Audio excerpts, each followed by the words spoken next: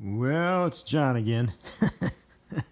Here's the process here. I've started to assemble um, this, how I do these, because see this neither side of this shelf will show.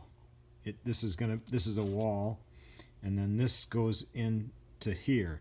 So I'm gonna have face frame on top. But what I do is, you can see, I use this this premium Loctite PL3X, and I just put I've got one already assembled, but I just put a little thin bead, and then what I'm doing is I'm holding the shelf, being that it's a little wide, I'm holding it up because you'll be looking up at it, so you won't see a gap. The gap will be on the top.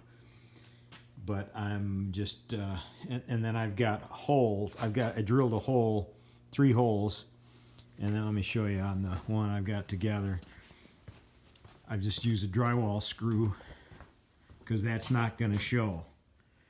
And then you can see the tight. It's fairly tight. And then, you know, this won't show at all. So I just, rather than clamping it and using wood glue, because wood glue is always so messy, it always goes out, and you got to use a damp sponge and wipe it off.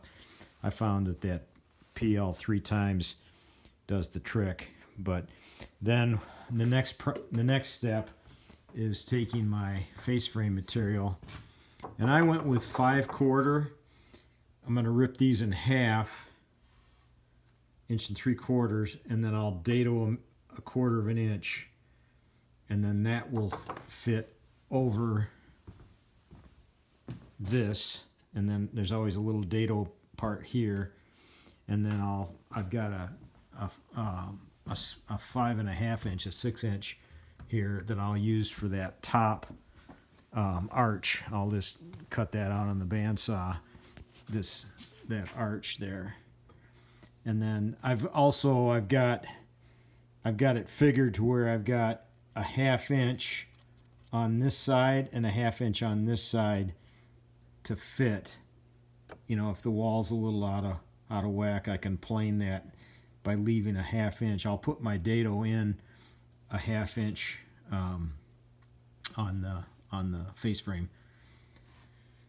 So anyhow, that's the progress. I'm gonna screw and glue this one up, and then it's about time for me to walk on the treadmill again. So, alrighty, you have a good one. God bless. No squirrel story on this one. Okay, take care. God bless.